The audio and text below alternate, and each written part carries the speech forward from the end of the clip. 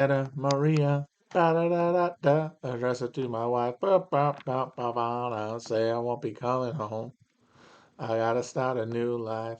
Ba da da. Let's take a letter, Maria. Ba da da da da. Address it to my wife. Ba ba ba. I send a copy to my lawyer. I gotta start a new life. Ba da da. When a man loves a woman, it's hard to understand how she could find more pleasure in the arms of another man. All work and no. All right, let's go.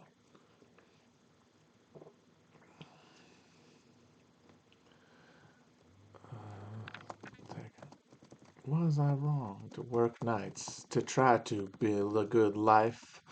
All work and no play has just cost me a wife. Ba da da da. Take a letter, Maria. Da da da da da. Address it to my wife. Ba ba ba ba da. Say I won't be coming home. Gotta start a new life. Ba da da da. You have been things, but most of all, a good secretary to me. It just so happens I'm free tonight. Would you like to have dinner with me?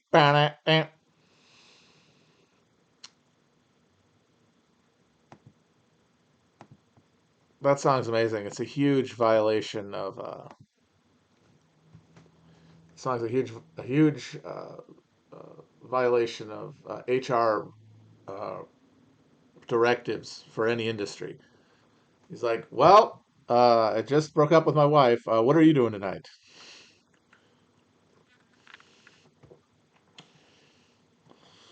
Uh, hmm. Oh, someone saying I'm looking like Sam Hyde. Damn. No, I need to get a haircut. I need to take care of this. It's far too much. I'll do it soon.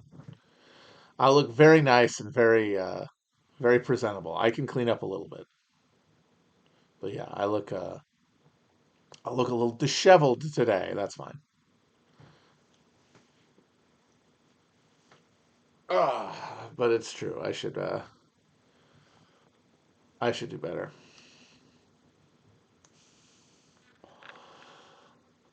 Are these streams astroturf? Someone asked. That's an interesting question. What does that even mean at this point? Like, am I being paid secretly to do them? If I am, I don't know it. That's all I can say. Which does not mean that I could not be a unwilling dupe, a useful idiot. And I think I probably am to some extent, but not to any greater extent than anyone else. So therefore, no reason to sweat it.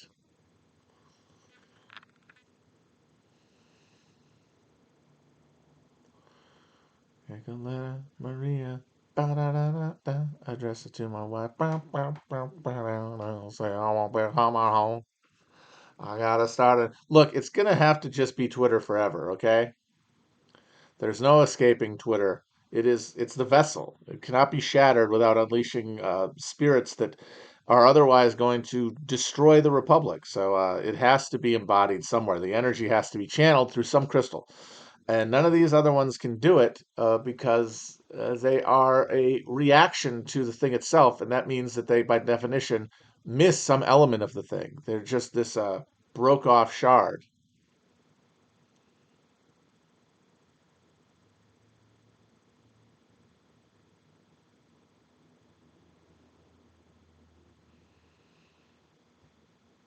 So you got Blue Sky, which is like nice Twitter, right? Is that the idea? Like, what if it was nice and it had nice people there?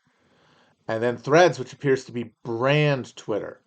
And because those are the two things that are being shed by the current Elon Musk Twitter, right? Are the sensitive souls who don't like all of the elevated, based content, and of course the advertisers who are similarly alienated from that sort of presentation. And so Blue Sky is, hey, what if we all were nice to each other? And then Threads is, hey, what if we got all those brands and celebs back and they were just posting about how awesome it is to use their product? And yeah, you can see what your stupid friends are saying, but the focus, the eye of Sauron, is fully fixed on the glories, the brands, and the celebrities. And so you get these things that don't have the whole complement of possibilities, which is I think that eventually the Saudis are just going to buy it out, just like they did the PGA. The Saudis have brought billions of dollars out of this country, and now they must bring it back. It is ebb and flow, tidal gravity.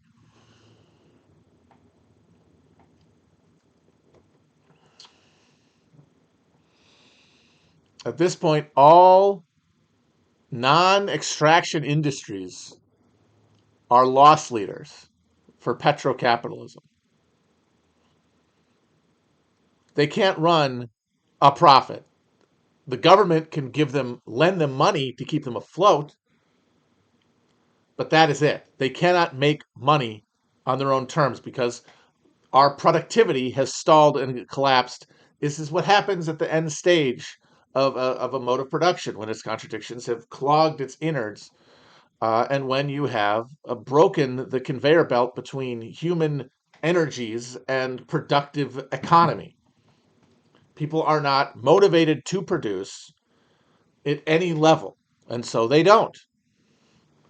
Motivation means many things. For a long time in America, it meant a promise of higher station, and it's gone away. Like the belief in the system has gone away, and so the energy, it is the rate of the profit to fall is one of the really more mystical concepts within Marx, because like you can say on a billboard, oh, it's only humans can create value, and therefore, if you have a system that does not have has diminishing human inputs, then it can't create profit. But what that actually means is human mind put to the task of production, and it can't go beyond a certain threshold once the positive energies that are unleashed by society turn into just pure pathological back uh, blowback, which is what happens when the productive engine stalls out. Because this problem is at the heart of capitalism, it's displaced by creation of empire, the spatial fix, as David Harvey calls it. But over time, that spatial fix is overcome by the totalizing of capitalism. There's nowhere else to spatially extract outside of the system. And so it's going to start eating itself. It's been eating itself for about 40 years now. I mean, it was eating itself the whole time, but the massive destruction of capital created by World War II gave the United States an opportunity to create a new relationship between subjects and their government and their economy, as though those are different things. I mean, the government and the economy, anyway. They're only refracted, culturally as two different things. They are, of course, a holistic thing, one organism. But that relationship was temporarily and expanded. This concept of citizenship and rights was temporarily expanded. A safety net, undergirded how far you could fall, but at the same time gave real potential benefits to advancing. Now it's all predicated on the ruthless bringing into capitalist uh, supply chain the economies of the rest of the world, where instead of having the same process that happened in Europe, where you have a domestic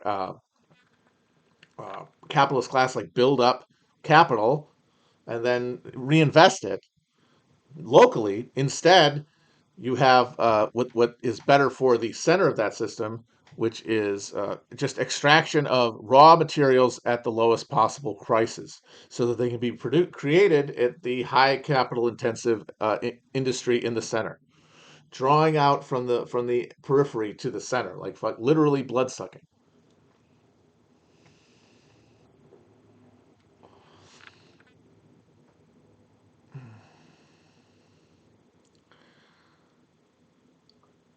But what that means is that there is no growth here in any sector other than the stuff that keeps the thing moving itself, the blood of the blood, oil. And so there's still piles of money to be made in uh, uh, extraction. And so that money is going to have to more and more directly subsidize that portion of profit making in the core countries that the government is basically inflation limited to continue. Because Twitter, this thing that is now a load bearing part of a huge segment of like the media ecosystem and media subjectivity of many American citizens, the ones most likely to vote and actively participate in civil life, was built by the U.S. government just giving free money to the tech sector. Extraction isn't infinite. No, no, it isn't. That's why it's the whole thing is starting to shudder. But for now, it is the only thing that has real value. And so Twitter was created in this context where money was essentially free. Profit was a secondary consideration, which had never been true in any other capitalist enterprises. But now, if you didn't have that guarantee of free money, there's nothing worthwhile to invest in. Nothing is worth the risk because the returns are not big enough. Talking about motivation again, the motivation of the people in this system to carry out their assigned task of lending money, of building economic growth.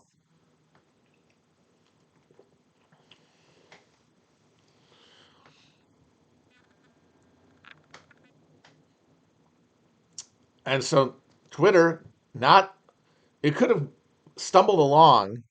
I mean, it would probably doing better than it is under Musk right now, just because he bought it for such an inflated price and then put that debt onto Twitter's books.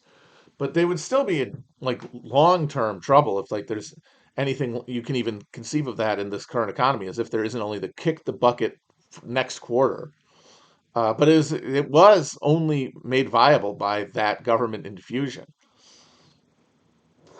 And now, where the government is no longer infusing, the U.S. is trying to bring interest rates up, thereby bring capital into the United States. And that means bringing in this money from these literal money spigots in the Middle East. They're buying out the institutions, and they'll buy out Twitter too, probably.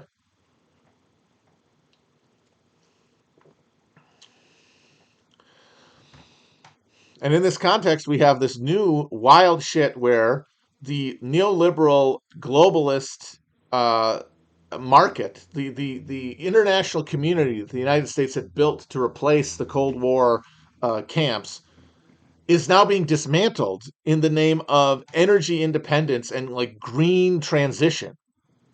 So the United States is now essentially declaring a trade war on everyone, including its allies, including its Japanese, Korean, European allies, and essentially forcing them to either drastically change their degree of government investment in alternative energy technology or be cut out of the market completely, which means we're back to multipolarity. I mean, people who are flapping their fucking uh, flippers together every day about multipolarity and the need to be multipolar. Well, it's happening. Like you can cheer or not, like it doesn't really matter. This is just now where things have to go to fucking keep this thing going. Because yeah, what replaces this? And it's direct investment in infrastructure spending, the old way. But without, but that cannot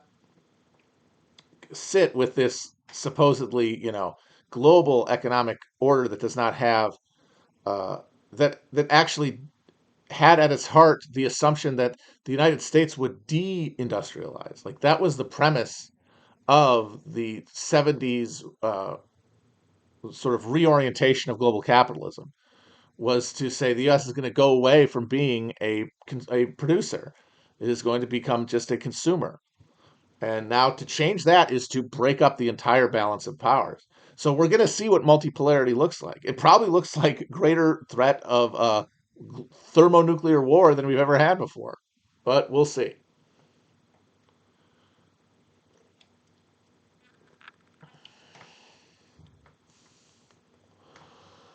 But now, I mean, we're in a situation where it's just a bunch of state capitalist enterprises trying to keep themselves afloat.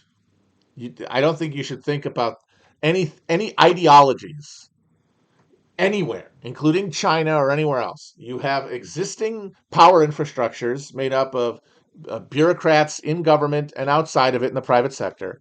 Some like uh, they're essentially networks that lace between organizations. They're people positioned in different organizations who don't just talk to each other in their organization, but talk to other members of other organizations. And those lateral networks are where power actually resides within the greater edifices of the system. They're all fighting to keep their phony baloney jobs, as government Lepetamine said in Blazing Saddles.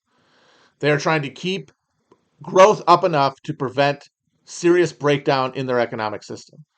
That is what they're doing. Everything is more than anything, a post hoc rationalization of what they consider that they have to do that transcend political consideration and ideology, just to keep the lights on, which they think of as unideological, and therefore they don't deliberate about ideologically. But of course, it's deeply informed by ideology, because the assumption is the only way to save society, the only way to save my nation or my race or however I consider it, is for this specific structure of power that I am in to persist. That is the assumption that is wrong, that all of them share, and that means that they will act in the same way to maximize growth, full steam ahead with total global conflict, economic competition that we have not seen since Europe in 1914.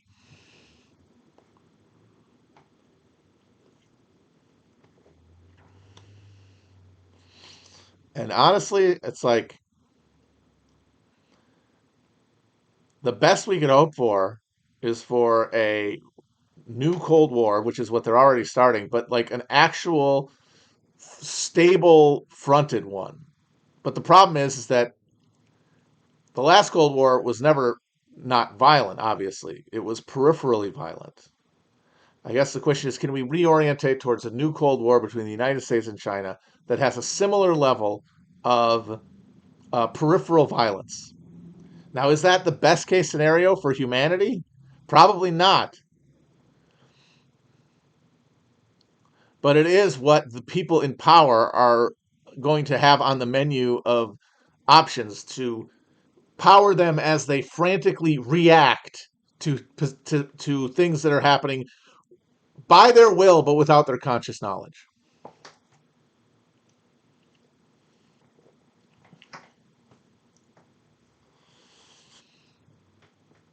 I mean, yeah, like in a new Cold War, we would be in the position of the United States vis-a-vis China would be in the position that the Soviet Union was vis-a-vis the United States, buying time for an eventual dissolution. The only real question is, does the United States at its heart have enough human blood pumping in its veins to avoid going down and bringing everybody with us by launching nukes at the last moment before the thing really dissolves? Or are there enough people at the heart to say, we're just going to have to change? We're going to have to change who we are and how we relate to each other.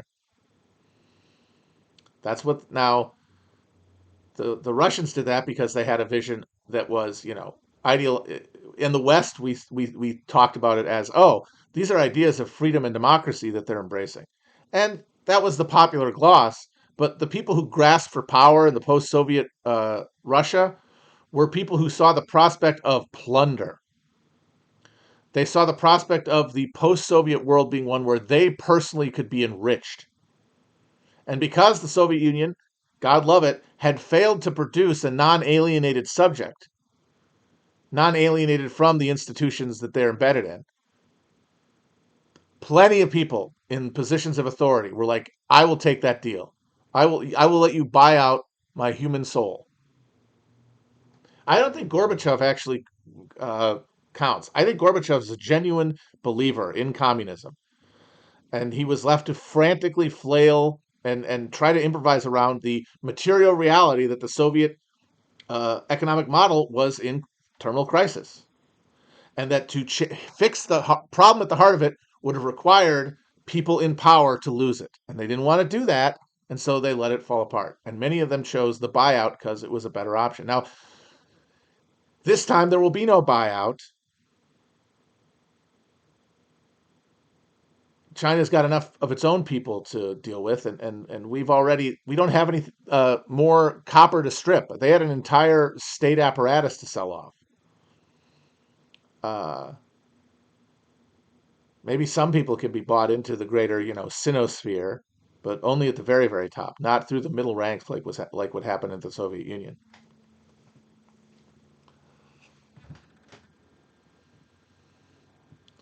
We'll see. A leveraged buyout of the ruling class by the Chinese ruling class would be better for everybody. Although that's still on the relative timetable. Like the Chinese buy us out, demobilize our nukes, and America does decline into a drastically lower standard of living place, uh, which it would, but finds a social uh, uh, equilibrium at that point instead of launching nukes. That happens, capitalism will still be eating through the core of Earth,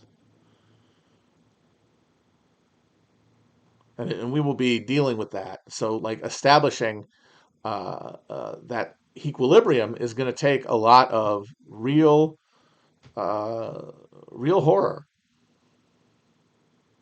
And I think that's what has to be faced is that whatever is coming will require transformation, which is scary because we've only ever known in our life things being different to be worse. That's part of the general structure of psychopathy that the culture reinforces, that you are the only real thing in the universe, that everyone else is fundamentally at odds with you, except for maybe a few people that you love, and by loving them, you get to affirm some sort of like connection to a human project. But then you also use your love for them as a way to deepen your hostility to literally everybody else.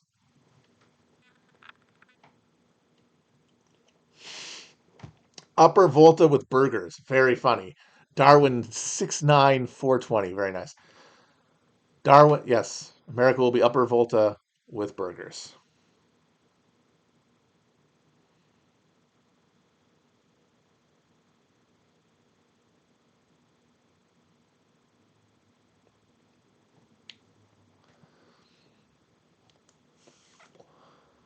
But I think, yeah, it's all going to be fine for all of us, one way or the other. And the reason I believe that is because the opposite belief, that we're all doomed and that there's no point, leaves me in the exact same position that I would be otherwise, with the exact same other belief. I know which one of those beliefs will guide me to action that I know deeper than reason are good for me. That's an easy question. That's not a difficult contest. Therefore, the one that is true reveals itself because truth transcends reason. It has to. Like the reason that we think of as reason is actually self motivated, psychopathic individualism. And it's not anyone's fault because we live in a machine to create psychopaths where the only social behavior that is rewarded by the structures of it are psychopathic ones. Oh man, someone wants to talk about the Maghreb. Ooh, very, very, very depressing. I don't know. I don't know what you're even supposed to say that doesn't seem glib. Like there's horrors, but there's always horrors, and you still have to live. And how are you going to do it? The answer is never going to exist out there at that level from you. It's always going to be closer to home.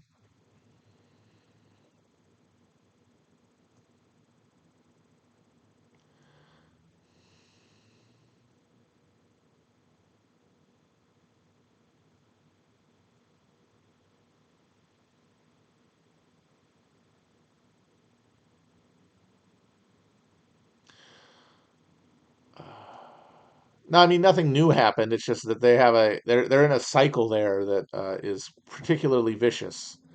It's hard to see anything intervening with just a downward pressure, because it's in the fucking sniper scope of the whole global illness that we're suffering.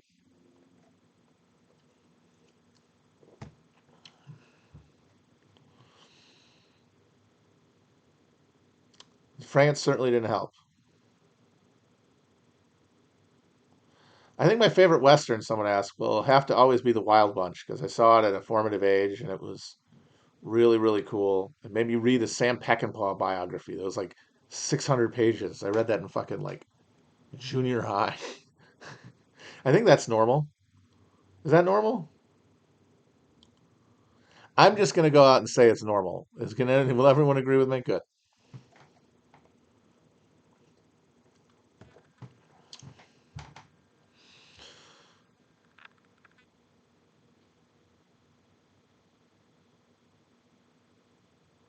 I did read Quentin Tarantino's book, which, would not have been published at all if he had not been Quentin Tarantino, because it is very rough and very conversational. The man's a born podcaster. He himself has said that if podcasts had existed in the early 90s, he wouldn't have been a director. And that is terrifying to think of, but absolutely true because, it's the lowest way, it's the easiest way to like get yourself out, which is, the whole urge behind that. Like, I need others to see this thing coming out of me.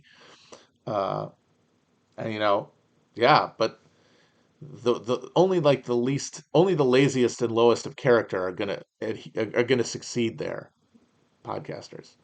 uh, I honestly think Tarantino's talented enough that he still would have pushed past that barrier. Now though, he's made 10 movies, he's proved his point. Now he wants to podcast, and he does have a podcast which is amazing.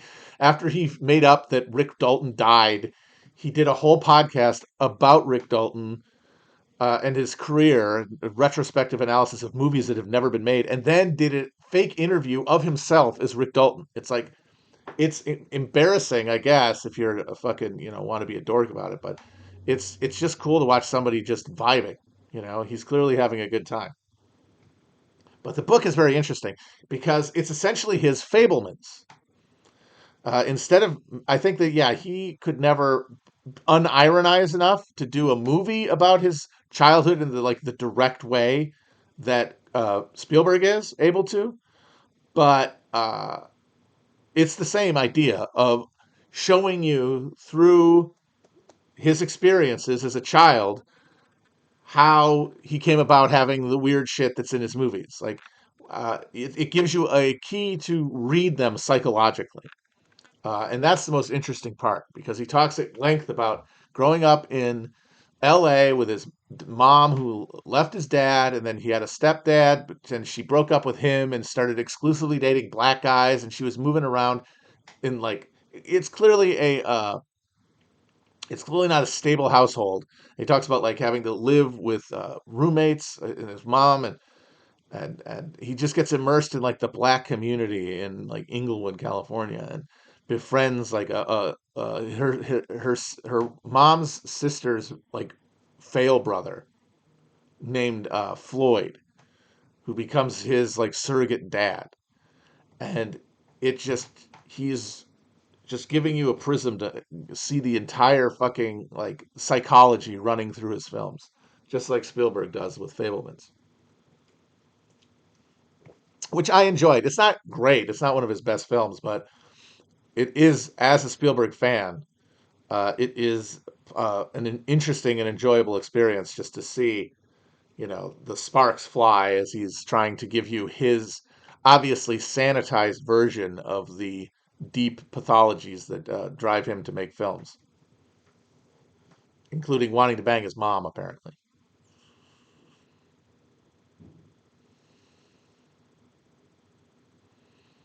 And people have talked a lot about the last shot, and I gotta say, it's great. It's a wonderful last shot. I actually laughed. It's fun.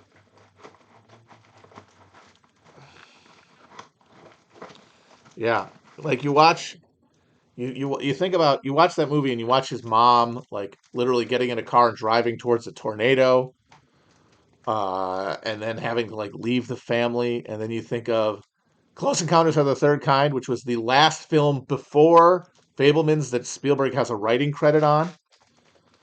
And it's like, oh shit, he's his mom. He's identifying with his mom. Look at this.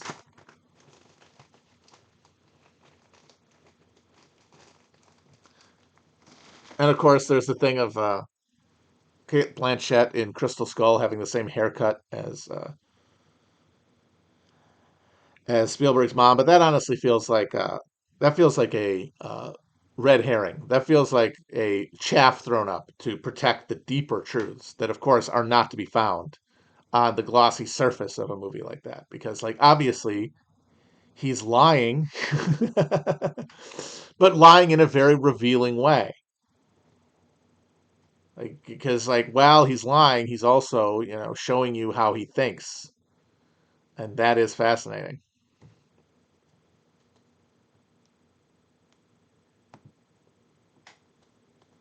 Yeah, and I can't stop thinking about that. What Ford says at the end. If the horizon's at the bottom, it's interesting. If the horizon's at the top, it's interesting. If it's in the middle, it's boring as shit. It's like, damn, homie, you broke it down.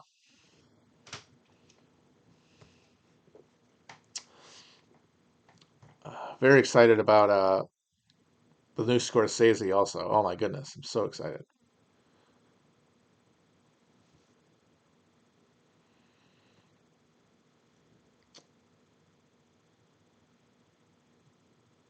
Scott's Napoleon, yes. I'm not a huge Ridley Scott fan, as people might know, but I am a sucker for Napoleon. And I don't even care that Joaquin Phoenix plays him from when he's in his 20s. And you might go, oh, the guy's 50. But there are absolutely zero 20 something actors in Hollywood that could project Napoleonic swag. Just, can you think of one? Who could project that energy? If you say Timothy Chalamet, I will fucking fire you out of a cannon. Shut the fuck up. I watched that Dune, and guess what? He stunk. Sorry.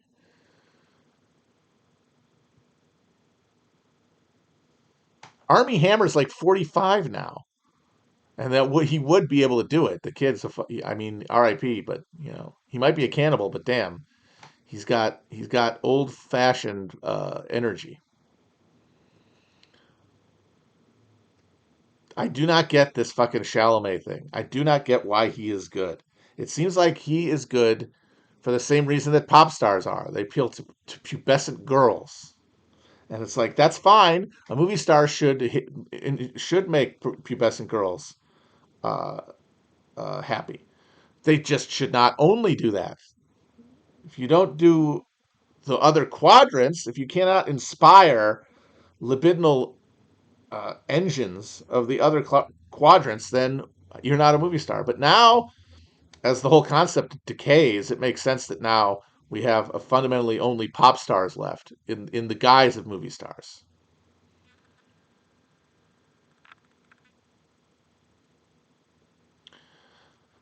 They're saying you can't judge him until the next movie. I'm sorry. How about a movie be a movie one time? I know I've said this before, but my God, fucking ripping people off with this bullshit.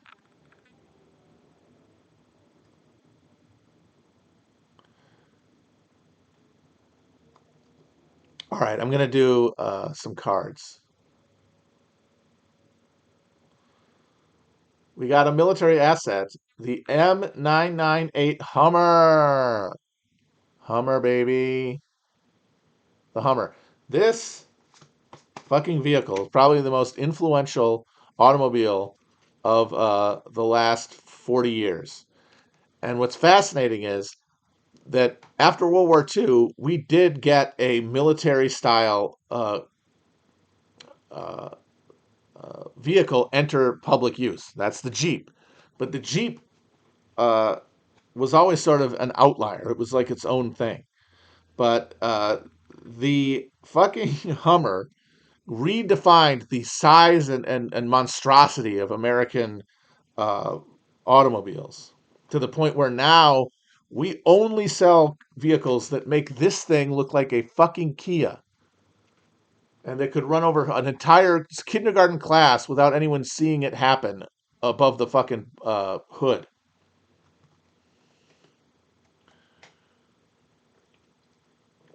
But my God, you want to talk about bringing the war home? That's how we brought the war home, by cosplaying in these things. And these things got huge after 9/11. We wanted to bring the war home. And we are. We continue to, in stages. We have an installment plan of bringing the war home. Okay. The Hummer is a high mobility, multi purpose wheeled vehicle, HMMWV. Used for cargo or troop transport, it can be fitted with the TOW missile launcher system as an anti tank vehicle. As a light attack vehicle, it carries the MK-19 automatic grenade launcher and the 50 caliber machine gun or 7.62 millimeter gun with armor protection for its crew. Hell yeah. I gotta say, a huge fan of the MK-19 automatic grenade launcher. That thing, I know I'm saying, oh, our horrible militarism, but gotta give it up for that thing. It looks like a fucking t-shirt cannon, and you can just destroy an entire building with it. Manufacturer LTV Missiles and Electronic Group. That sounds like somebody did. That sounds like it's from somebody's basement. They just put out a shingle. You're like, yeah, that's us. They're having this done on Fiverr. Speed 65 miles per hour. Range 300 miles. Primary function cargo slash troop carrier.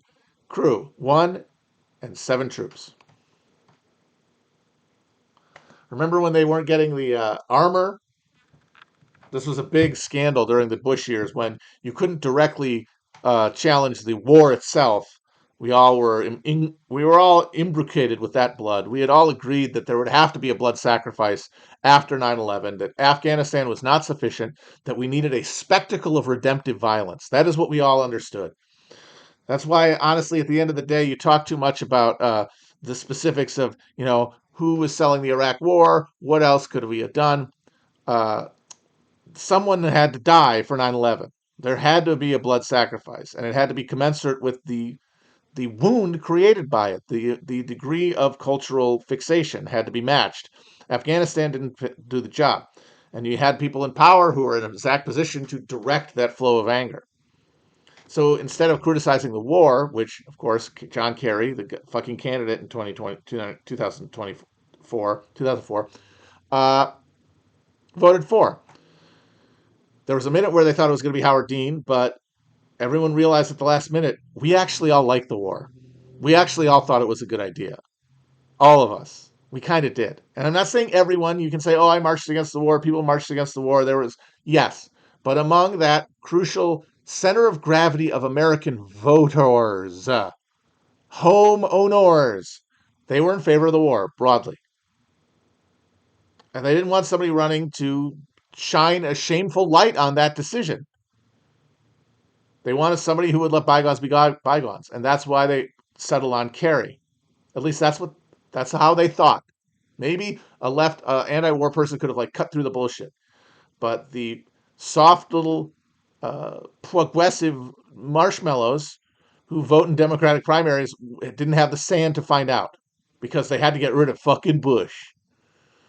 So these scandals about the war were all, they didn't do it right. They didn't give them enough killing supplies. And one of the big ones was that the Hummers were not adequately armored. In fact, there's a joke in Arrested Development about the golf cart having better like a golf cart Pope-mobile thing having better body armor than a Hummer.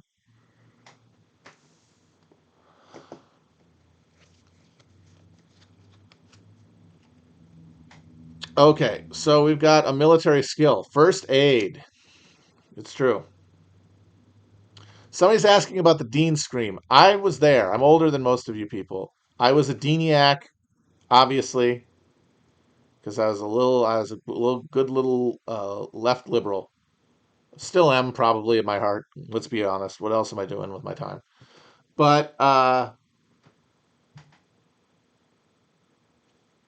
when Dean collapsed, in Iowa, like the 2 weeks leading up to Iowa, as everybody got cold feet, which is basically what it was. Like part of it was that Gephardt basically decided to do a suicide run against Dean to stop him from getting the nomination, dumped all of his money, and because he was the union guy, he had just a spigot of money from the unions, dumped all his money on trashing Dean. But it only worked because the fucking libs got cold feet. Maybe Gephardt helped remind him of it, but they were probably never going to go for it. Uh, but that collapse was so instantaneous and so dramatic. He went from first by a comfortable margin to sucking hind tit in 2 weeks that the whole thing was popped. There was no way he was going to win another major primary. And that Dean scream was really just him acknowledging that, him letting out the barbaric yawp to recognize that the thing he was grasping for would elude him. And then we backward mask that expression, as the cause. And I think that's honestly how we think about, that's the main problem in our understanding of causality, especially when we're talking about politics and history, is that a lot of the time what we're taking for causes are actually effects of things that have already happened. And the Dean scream is an example of an effect that became causal because it was a specific incident, which is much easier to understand and arrange in a line with other incidents into a causality than an ambient thing, which is like hundreds of thousands of Iowans just pussying out because maybe they heard somebody call him a latte sipping liberal or something.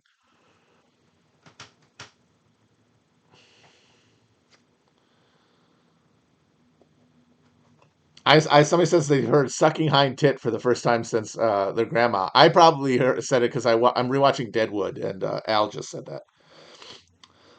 Find out how much Tolliver's paying Woo. I don't want to be sucking hind tit on disposal fees. So yeah, the Dean Scream I think is what I would lead with if I was doing a any kind of political science seminar. I would say here is a thing that has been historically remembered as the cause of a campaign's collapse, when it is actually the consequence of a deeper structural shift. And I think all of our jobs as social scientists is to not even like argue about it, but just uh, try to uh, document that terrain, the deeper terrain than of the incidents. It's to drill deeper than incident, which is hard, and it goes against our it goes against information's utility because we can only really use information if it directs to the sort of causal thing that something like the Dean screen would be part of, and that's the thing. Political stuff, for the most part, is not actionable, and so we don't need to extract that level of specificity. We can rely on the general because we're not doing anything.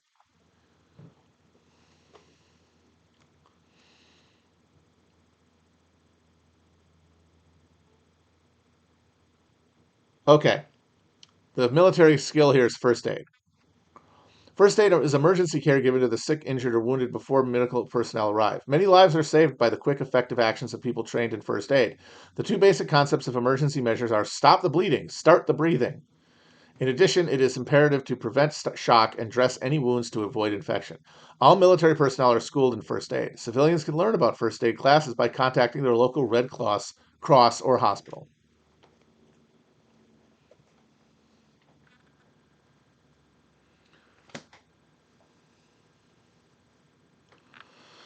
I mean, what do you say about that? Yeah, correct. Don't really have anything to add. First aid, it's important. Okay, this is another repeat, I think, of the reserves card. I think we did one about the reserves, so I'm not going to do that again. I think we talked about Kent State. Ooh, did we have Tel Aviv or did we only have Jerusalem? Man, there's a lot of stuff about Israel in these cards. It's fucking foreshadowing the next 40 years of geopolitics. Yeah, I know. Where's the Schwarzkopf? This guy was the cape du tutti capi of the Iraq War. He was on TV every fucking day in the early 90s. This big brick shithouse. I think he was actually like the grandson or the son of the New Jersey police state police commander who investigated the Lindbergh kidnapping. Anyway, I'm talking about a guy and I don't even have his card. That's why how much we need Schwarzkopf. Anyway, yeah, I think we did do Tel Aviv too. Business, intellectual, political center of Israel. Yeah, Scud missiles. We know the deal. There should not be this many repeats. Very annoying. Here, wait a minute. Austria again? Did we get Austria? I swear to God, we got Austria again. I swear to God, we already did Austria. I'll just skim it otherwise. 400 years until 1866, it had been a continental European empire. They really dropped the fucking fumbled the bag there. Vienna was considered the intellectual capital of Europe in the 18th and 19th century. Yeah, there was a time in the early 1900s when Trotsky, Stalin, Freud, Hitler all lived there. After World War I, Austria was reduced to its present power and size. Ooh, sorry, Austria. Austria joined the United Nations in 1955. For Operation Desert Storm, Austria provided transportation and use of airspace. Well, isn't that nice of you? We propped your fucking country up after World War II. It's 32,374 square miles. Population is 7.62 million. The language is German. The predominant religion is Roman Catholicism. Thank you, Ferdinand II. Capital of Vienna. Government type, Federal Republic. And the head of government, good old Chancellor Franz Vranitzky. I don't know what he's up to. Probably dead. Here we go. This is a badass airplane. These huge planes are really cool. This is a B-25, or sorry, B-52 Strato Fortress. A fucking Strato Fortress, okay? Strato Fortress. Is this the fucking plane that dipshit Navy pilot like just belly flopped into a field at an air show? Anyone know that story? Somebody knows that story. Somebody shout it out into the comments if they remember that guy's name. It's like Barnett or something. B-52 Strato Fortress. For more than 30 years, the heart of the Strategic Air Command, the B-52 is a long-range heavy bomber that can fly at altitudes of up to 50,000 feet. With the use of aerial refueling, the Strato Fortress can stay in the air almost indefinitely. More than 250 B-52s remain in readiness throughout the Air Command and 48 through hundreds of sorties during Operation Desert Storm. So they just fucking annihilated places. I believe these are the airplanes that are being refueled erotically in the opening of Doctor Strangelove. I'm looking this up since nobody is helping me.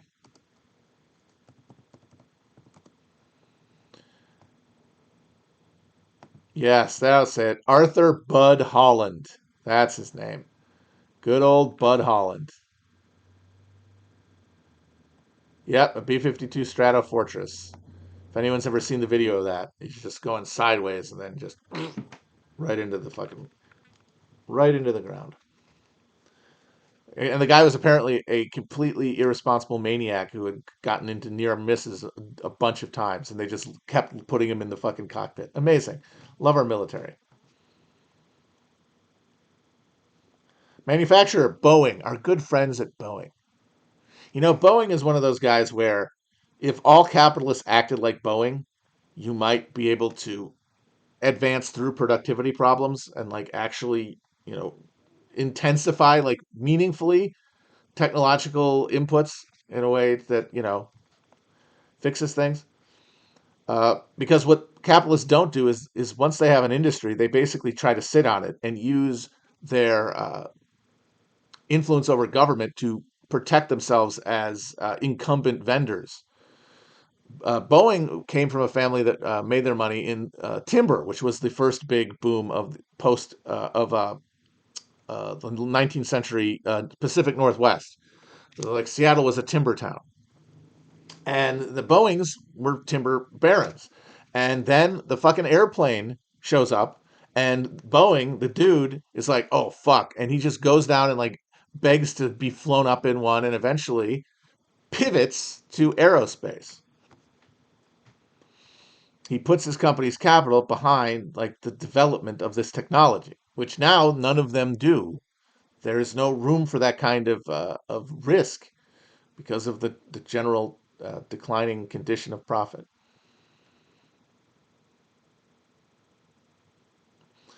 The speed, 595 miles per hour. Range, 10,133 miles. Armaments, four 50 caliber machine guns and up to 60,000 pounds of bombs, or 12 air-launched cruise missiles. They've got machine guns. What are they for? Are they going to get like shot out of the sky? Do they got to do like the Memphis Belle type shit?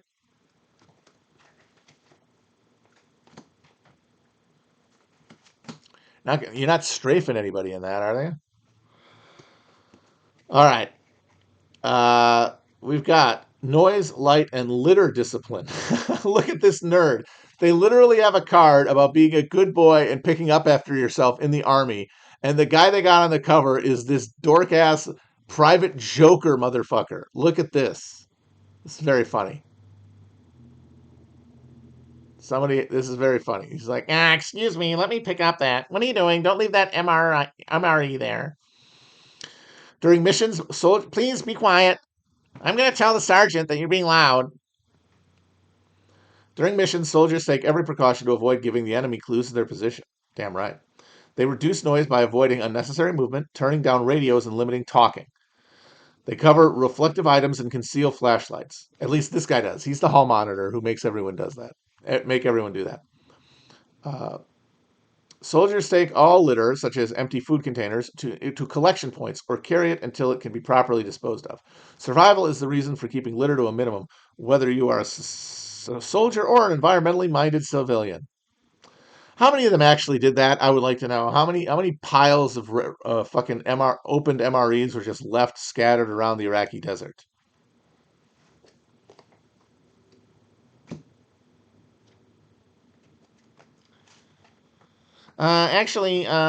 Sir, you said that you'd be having us do 200 more jumping jacks at the end of the run. Sir, you forgot to give us jumping jacks.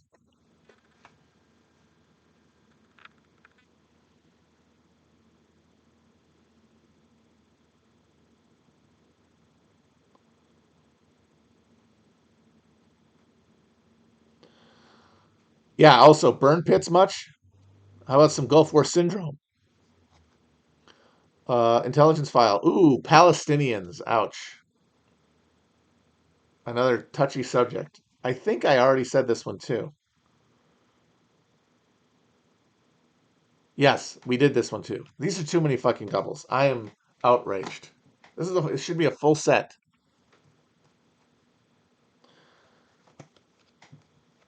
What is Gulf War syndrome? That's a very good question. I don't know if there is a conclusive answer to that.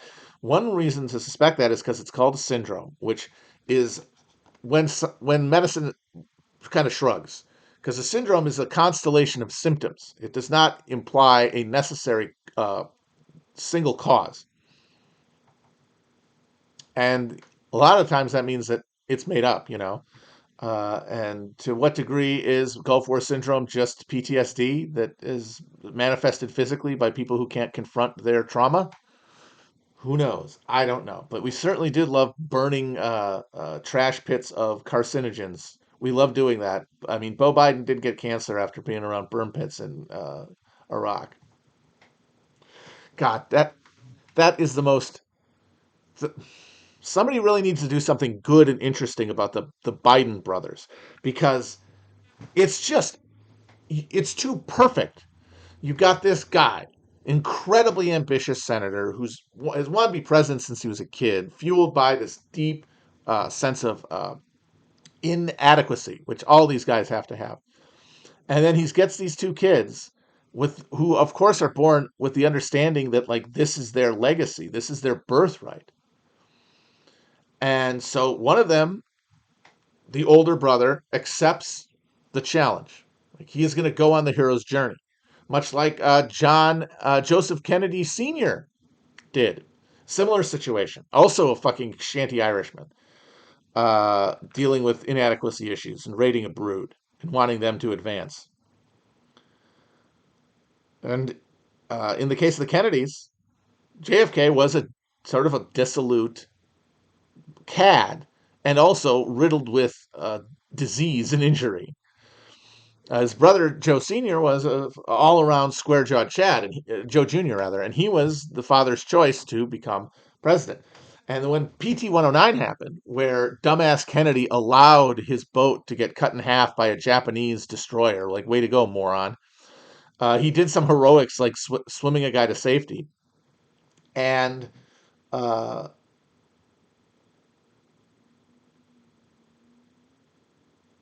he gets, you know, a medal, and he becomes a war hero. Joe Jr. hears about this, and he's a pilot in the Atlantic or in the European theater. He's in England, and he volunteers for a suicidal bombing run with an overloaded plane that, as soon as it takes off, fails to achieve total lift and smashes into the side of a fucking cliff.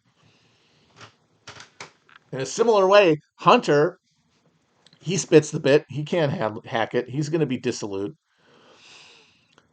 But Bo takes up the challenge. And what does that mean? It means volunteering for the National Guard. And then it means going to Iraq to be a JAG officer, like Lindsey fucking Graham. But he does it next to a burn pit. And so instead of fulfilling his father's destiny and legacy, he fucking gets a brain tumor and dies, leaving the crackhead dipshit uh, as the only heir.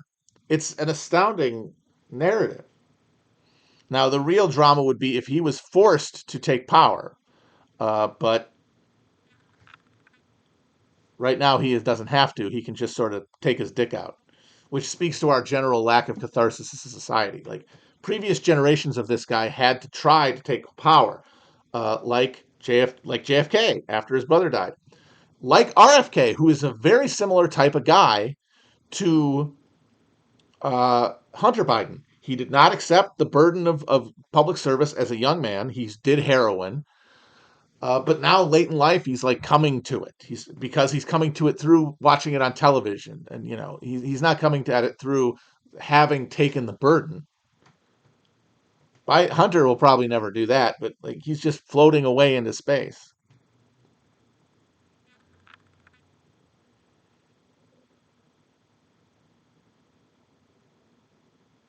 And he just loves filming himself smoking crack, which means it really shows how literally stunted he is, because that is some fucking millennial Zoomer ass behavior. Like, oh, look at me. It's not enough for me to smoke crack. I have to film myself smoking crack. Like, what the fuck, man? Why do you have to reach out like this? And it's like, because of the essential loneliness at his heart. Fascinating character, as I said.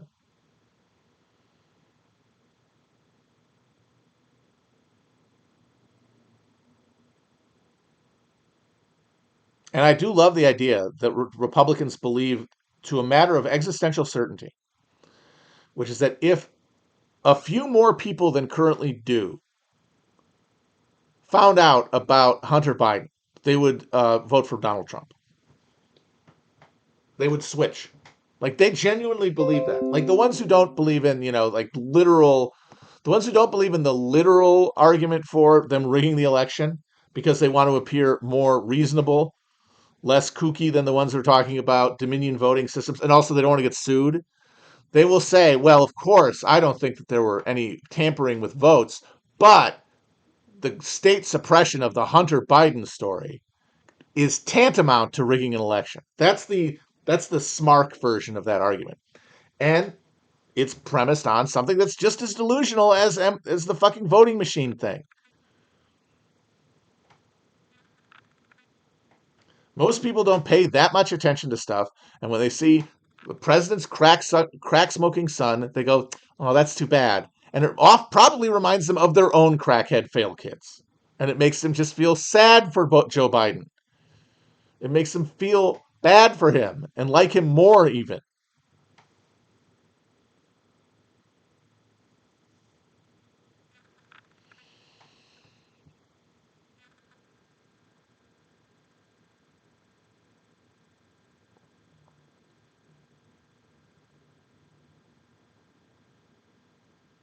And you have like people compared it to the Anthony Weiner thing, but first of all, Trump broke everything, and you have to acknowledge there's a pre-Trump and post-Trump era that Trump changed the audience's best word for them, honestly, electorates, the way that they metabolize stories of scandal and wrongdoing among politicians. He just widened the aperture. He blew out the O-ring. So you can't compare those media environments. Secondly, you have the world historical unpopularity of Hillary Clinton that Joe Biden does not share. Joe Biden was personally popular at that time. And the fact that with the email story, as overblown as it was, you still have a thing that the candidate did. Hillary Clinton deleted a bunch of emails that were that she had privately stored. That's the thing she did. And then when the Anthony Weiner letter came out, that was about the emails that she. And of course, you could say, "Oh, it's absurd to care about that kind of stuff." Well, people did. The Hunter Biden story was he's got a dick. He likes to jack off and smoke crack. And you can say, "Oh no, Bursima and on the illegal money." That is a fucking thicket of wilderness. Nobody is wanting to wade into that. Like you're being hoisted by the same petard of like spectacle destroyed like pixie stick children that you turn the electorate into by unleashing Trump on them, and then you want to complain about it. It's like I'm sorry. People aren't going to care about that. They didn't care about Smirnov Andropov and the Boris and Natasha doing shenanigans in Ukraine. They didn't care about that with Trump. They're not going to care about it with Biden. But for them, it's like, no, this is a thing that happened with a Democrat, and therefore, if it had happened again, we would have won again.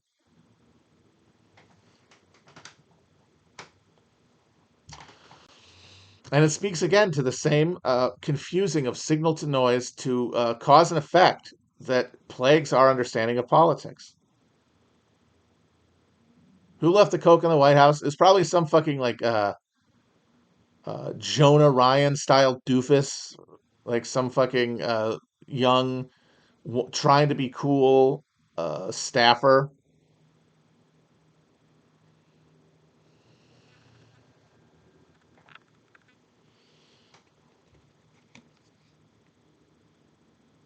I swear to God, we had Italy too. I swear to God, we got Italy. God damn it. We're running low on new cards. I'm glad. I like the litter one though. That was good. So I'll take that. We got the dud indeed.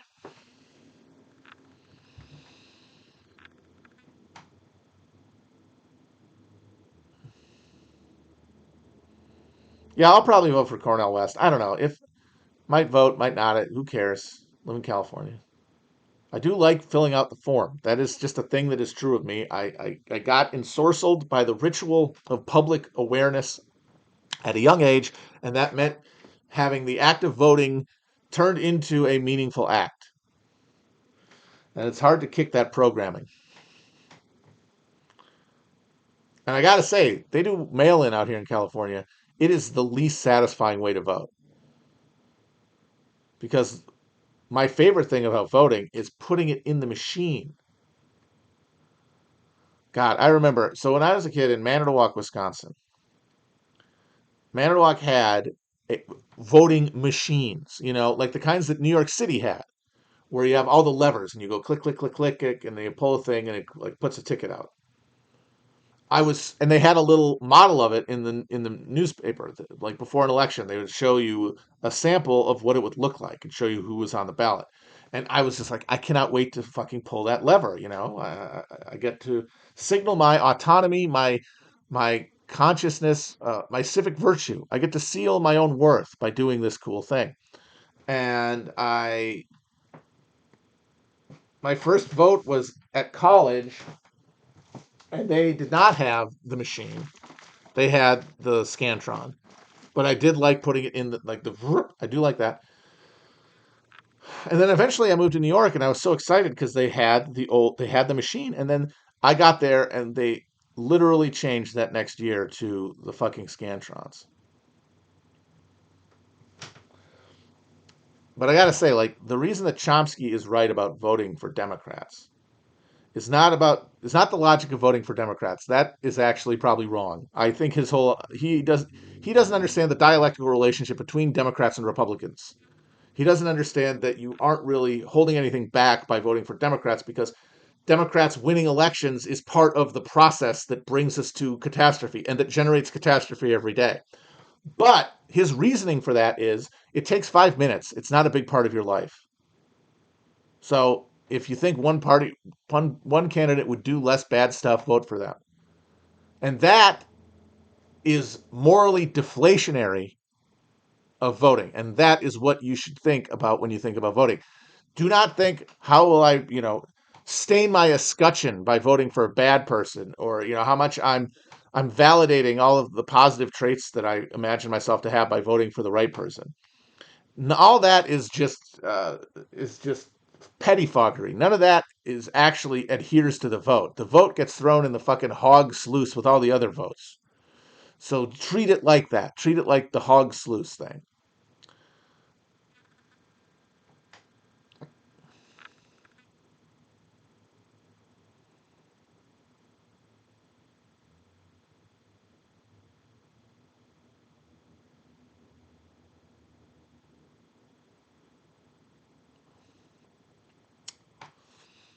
And it's like, if, oh, it's the only political thing I do, then how am I supposed to get a political identity and maintain it?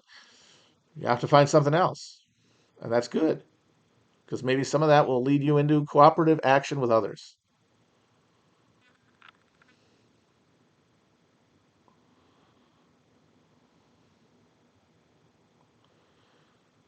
I think political identity just means more than any actual content. It is the idea of oneself as a political agent.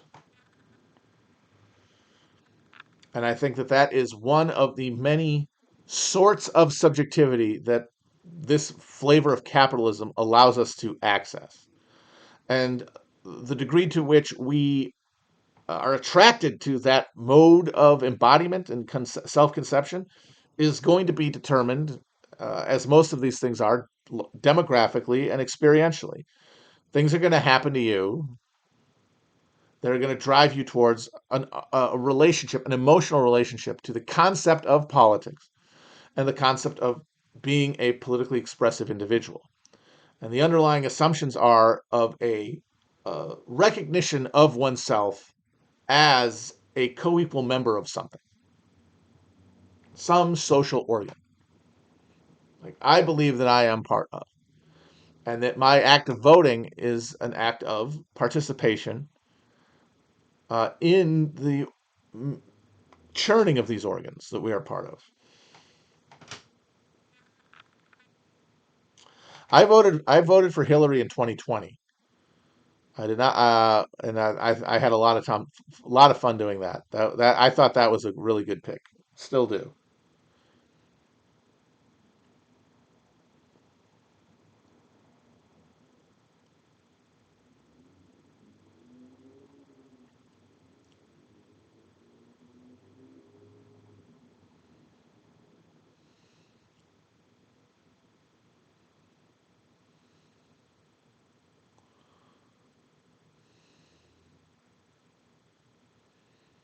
She could win if you vote for her. Okay, I realized something to close out here about the Republican field. We've said for a while that um, DeSantis is the Warren of the 2024 election. I think that's pretty clear. He's the overvalued, media-friendly internet candidate who thinks they're leading a thing but is actually trailing it. Uh, and now this guy Ramaswamy is the mayor fucking Pete. We thought he was going to be the Yang, and he might still be the Yang, but right now he is making a real push to be the Mayor Pete. Uh, and you might say, "Who's Bernie?" There is no Bernie because Bernie is good. So why would there be a Republican version of him? Absurd.